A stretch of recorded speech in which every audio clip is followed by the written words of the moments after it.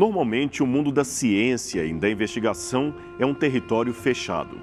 Os acadêmicos que se destacam entre seus pares por uma contribuição importante ficam geralmente enclausurados no universo dos artigos indexados e bibliografia que pouca gente lê. Alguns poucos, porém, conseguem romper os limites da universidade, da academia e virar celebridade para os de fora. É o caso de Einstein, conhecido mundialmente pela língua exposta, cabeleira despenteada, o bigode robusto e uma vaga referência à palavra relatividade. Depois veio Stephen Hawking, que já se tornou personagem dos Simpsons e tema de filme nos cinemas. Ambos trabalharam em áreas polêmicas da física, cujos resultados podem obrigar os autores a reescreverem todos os livros até agora produzidos e talvez até voltarem para a sala de aula. De fato, o assunto é efervescente. Nós, público leigo, tendemos a pensar que este mundo dos físicos é bem preciso, objetivo e de muitas ideias consensuais. Mas não é bem assim. Só para você ter uma noção do que eu estou falando, uma das coisas mais estranhas descobertas até há poucas décadas é que existem praticamente duas físicas diferentes. Isto mesmo, duas físicas. Uma macroscópica, a da relatividade geral de Einstein, e outra microscópica, que seria a da mecânica quântica, que explica as menores partículas até hoje conhecidas como os quarks e os leptons, que formam os prótons, os nêutrons e os elétrons. O problema é que essas físicas são como Caim e Abel, elas nunca entram em acordo uma com a outra. O que vale para uma, dificilmente serve para a outra. Por exemplo, no mundo macroscópico, tudo que é maior do que um átomo está sujeito às leis da física, especialmente a gravidade, que tanto para Newton quanto para Einstein era a força que determinaria a história e o futuro do universo. Isso parece fazer sentido, considerando que, desde a sustentação da Terra na órbita do Sol até o cair de uma maçã, tudo se baseia na atração da gravidade e as leis da inércia. É uma questão de ação e reação, uma questão de lógica. Contudo, quando você se dirige ao mundo subatômico, aí a coisa é diferente. As coisas não são necessariamente atraídas para o centro de nada. Não se pode dizer com certeza a posição de nenhum elemento. Nunca saberemos, por exemplo, onde estão os elétrons de um átomo. É algo estranhíssimo, mas é verdade. Alguns elétrons somem de um lugar e reaparecem noutro, como se fossem teletransportados. É impossível saber que caminho eles seguiram. E esqueça esse assunto de ser a luz a maior velocidade do universo. Isto não vale para o microcosmo. O jeito, com tanta imprecisão de resultados, foi criar uma nova lei chamada Princípio da Incerteza de Heisenberg, ou admitir que era necessário descobrir outras leis, diferentes daquelas até agora conhecidas, e que pudessem lidar com esta nova realidade descoberta. O desafio, portanto, hoje é elaborar uma teoria, uma fórmula que unifique logicamente ambas as físicas e ofereça uma explicação unificada para fenômenos que ocorrem em cada uma delas. Em outras palavras, um conceito que justifique as origens e o funcionamento do universo, que revele o seu objetivo, pelo menos em termos físicos e cosmológicos. Por isso, muitos físicos hoje tentam propor algo que seria chamado de a teoria de tudo, uma equação que englobe o máximo possível de fenômenos com base no menor número possível de conceitos independentes e relações arbitrariamente sobrepostas. Você percebeu a dificuldade? É por isso que eu acho que não cometo sacrilégio algum em dizer que a busca por uma teoria do tudo é, em última instância, uma busca humana por significado, sentido e propósito, por mais filosófico que pareça esse raciocínio. Sabe, eu tenho uma profunda admiração pela genialidade de Gauss, as descobertas de Euclides e a lógica de Leibniz. Aliás, se valer a máxima de Leibniz, podemos dizer que, sem a matemática, nós não podemos penetrar profundamente na filosofia. Sem filosofia, nós não podemos penetrar profundamente na matemática. Sem ambas, nós não podemos penetrar profundamente em nada. Apesar do tom dogmático, eu confesso que fico tranquilo com declarações como esta, pois quer a matemática seja uma linguagem ou uma ciência exata ou inexata, ainda há muita discussão a esse respeito, eu posso pelo menos seguir uma proposta de analisar a matemática como sendo um elemento intelectual que se baseia na atividade humana, mas tem uma natureza linguística, uma natureza que não está colocada numa intuição básica. Agora, o que eu posso dizer é que há pontos comuns entre o intuicionismo e o pensamento matemático proposto, por exemplo, por Wittgenstein. Aliás, é exatamente esse o elemento que eu gostaria de destacar, a intuição. Mas antes, eu preciso fazer uma digressão histórica, a fim de colocar a proposta dentro do contexto. É que, até há pouco tempo, havia uma disputa quanto à natureza real da matemática. Muitos dizem, como eu falei, que ela é uma linguagem, outros acham que ela é uma ciência, exata ou inexata. Agora, você sabe que dizem por aí que contra os números não há argumentos. Contudo, a própria história da matemática mostra que a coisa não é bem assim. Pode-se argumentar contra os números. Para começo de conversa, a própria expressão ciências exatas mostra-se às vezes mais pedagógica do que real, porque ela leva em conta as aptidões e os interesses do pesquisador. Por isso, há quem divida as áreas propondo falar de ciências formais, que seriam a lógica, a aritmética, a matemática de um modo geral, e as ciências empíricas. Aí ficariam a física, a química e a biologia. Acontece, porém, que o escopo das primeiras são proposições cuja verdade ou falsidade não está necessariamente baseada em provas absolutas, mas sim em uma necessidade de fazer certas afirmações não verificáveis, porém que fazem sentido. Como exemplo, poderíamos tomar a linha imaginária do postulado de Euclides e dizer que ela pode ser estendida infinitamente em ambas as direções. O problema é como provar isso. Eu nunca encontrei em universidade alguma alguém com uma régua infinita dos dois lados capaz de confirmar e testemunhar que de fato é assim, que a reta pode ser infinita dos dois lados. Contudo, ninguém em sã consciência poderia dizer que isto é uma mentira. É por esta razão que as ciências empíricas seriam, em tese, mais mundanas, isto é, as suas proposições geralmente deveriam derivar da observação, da análise, da repetição de experiência em laboratórios com resultados similares, etc. De modo simplificado, o primeiro grupo de ciências é mais dedutivo, ao passo que o segundo é indutivo. Mesmo assim, os matemáticos adoram provas e muitos se ofendem se a sua tese for chamada apenas de linguagem. O teorema de Pitágoras, argumentará um sujeito mais apaixonado, não é verdadeiro ou falso por consenso ou intuição. A sua verdade é demonstrada, logo é ciência, é matemática. Lembremos, porém, que o teorema de Pitágoras está dentro do sistema geométrico euclidiano, que não pode prescindir da intuição, porque não pode ser inteiramente comprovado nem testemunhado. Ele é apenas um enunciado lógico e que faz sentido, mas, repito, que não pode ser provado em laboratório.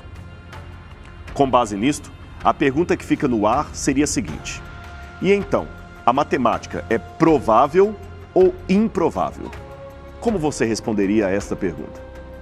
Eu sei que perguntas desse tipo chegam a bagunçar até a cabeça de muito gênio por aí, mas o objetivo é este mesmo. Muito do que é dito matematicamente gravita em torno dos 5 postulados geométricos de Euclides, que claramente são verdades, mas não podem ser provados.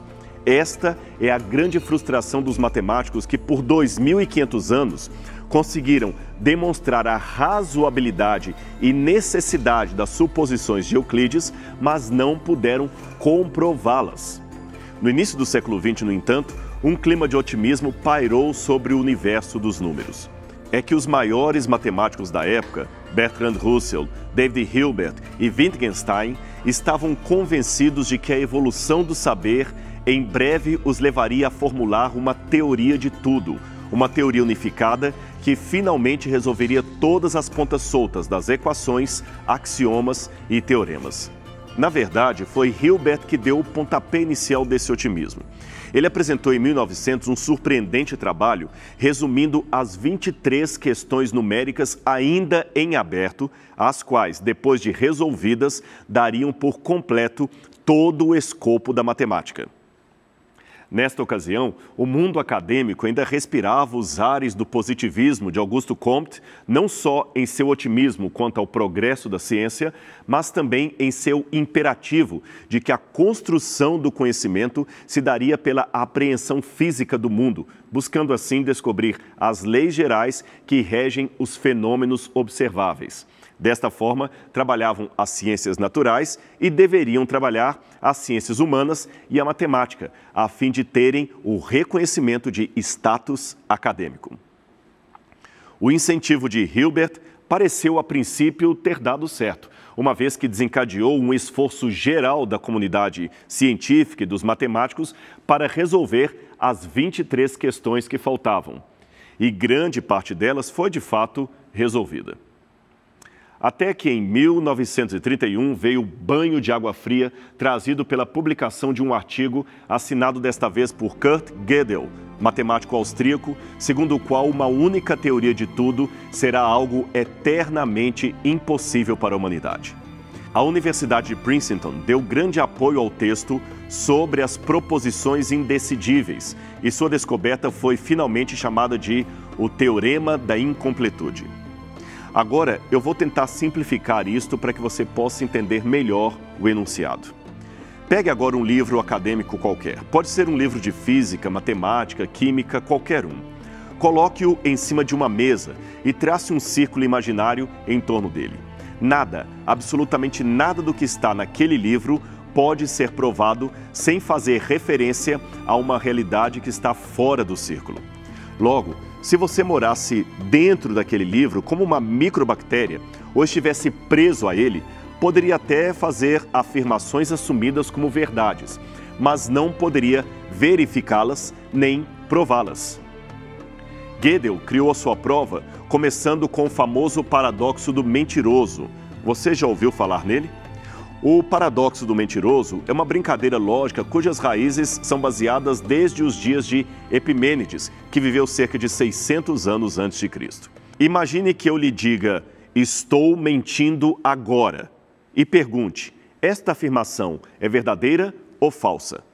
O que você responderia?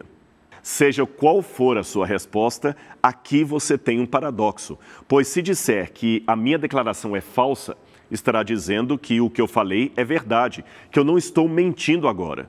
Então, já não é falsa. Por outro lado, se disser que é verdade, que estou mentindo agora, então já não é verdadeira. Estranho, não é mesmo? Mas na lógica de Gödel, isto não tem solução. Por isso, ele criou uma fórmula matemática e concluiu, muito categoricamente, a partir dessa fórmula, que toda e qualquer afirmação requer um observador externo que a valide. Caso contrário, por mais lógica que seja, ela será sempre uma proposição incompleta. Nenhuma afirmação sozinha pode completamente provar a si mesma. Gödel teria provado, ou pelo menos enunciado, a existência de eternos improváveis, ou seja, que existem verdades matemáticas indemonstráveis, ou mais forte ainda, que a verdade ultrapassa a demonstrabilidade humana. De fato, à medida que se tenta fundamentar a matemática na própria matemática, percebe-se que o exercício gera uma série de círculos sobre círculos intermináveis, o que nos faz, mais cedo ou mais tarde, deparar com uma proposta como a de Gödel, a de que, nesse aspecto, foi compartilhada até por Wittgenstein. Nenhum sistema, portanto, pode demonstrar ou comprovar a si mesmo. Logo, o que justifica definitivamente um sistema tem de estar fora dele. Percebeu o critério? Portanto, com base nisto, eu gostaria de fazer uma pergunta para você. O que justifica, então, a existência do universo? Veja, se os matemáticos estão certos, somente algo que esteja fora do universo poderia dar sentido à existência do universo. Caso contrário, estamos lidando com uma equação incompleta, com uma falta de lógica. Mas aí eu tenho um problema intelectual que talvez você me ajude a resolver. É que tanto filósofos quanto cientistas, materialistas, céticos e ateus insistem em me dizer que o universo é tudo o que existe, existiu e existirá, que não há nada além do universo. Mas também dizem que o universo é finito e não é eterno. Um exemplo desse materialismo extremo é Isaac Asimov, um escritor e bioquímico naturalizado americano, porém nascido na Rússia, que foi um dos maiores autores de divulgação científica do mundo. Asimov é considerado um dos mestres da ficção científica. Ele escreveu: "Tenho fé e crença em mim mesmo. Eu acredito que o universo é compreensível dentro dos limites das leis naturais e que o cérebro humano pode descobrir essas leis e compreender o universo. Eu creio que qualquer coisa além das leis naturais é completamente desnecessária." Ora, Asimov pode ser um gênio, mas isso que ele falou não faz sentido. Raciocine comigo. Se o universo é um sistema com bordas, finito, como o livro que eu usei na ilustração, e o significado de um sistema está sempre fora dele, então fica difícil trabalhar com esta busca por significado, agindo como se o cosmos fosse tudo o que existe, existiu e existirá. Pelo que eu aprendi da matemática de Gödel, tem que haver algo fora dos limites do universo que lhe dê significado. Caso contrário, sou obrigado a julgar fora tudo o que os matemáticos teóricos anteriores disseram. Não seria, talvez, esse imperativo por um significado externo a pista que pode haver de uma realidade que transcende os limites do universo conhecido? Agora, atenção. Essa realidade da qual estou falando tem de ser ela mesma eterna e infinita e sem limites. Caso contrário, ela, como o próprio universo, precisaria de outro elemento externo a ela mesma que pudesse dar-lhe significado.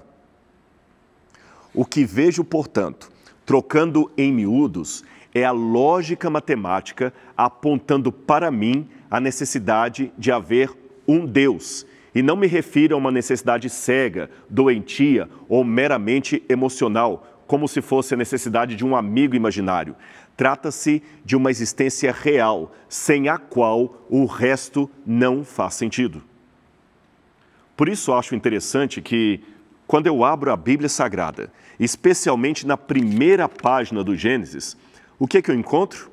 No princípio, Deus. É a partir dele, Deus, que tudo mais faz sentido. Falando especificamente de Cristo, o apóstolo Paulo escreveu algo que eu gostaria de compartilhar com você. Ele é a imagem do Deus invisível, o primogênito de toda a criação, porquanto nele foram criadas todas as coisas, nos céus e na terra, as visíveis e as invisíveis, quer sejam tronos ou dominações, sejam governos ou poderes. Tudo foi criado por ele e para ele. Ele existe antes de tudo o que há, e nele todas as coisas subsistem. Colossenses 1, 16 e 17. Lindo, não é mesmo? Cristo, unido ao Pai e ao Espírito Santo, é este Deus poderoso, triuno, incomparável, inimaginável. Um ser que não raciocina, ele sabe. Um ser que não tem limites, que não possui espaço que possa comportá-lo. Seu centro está em todas as partes e a sua periferia não está em parte alguma. Um ser, enfim, que permeia o universo sem se confundir com ele.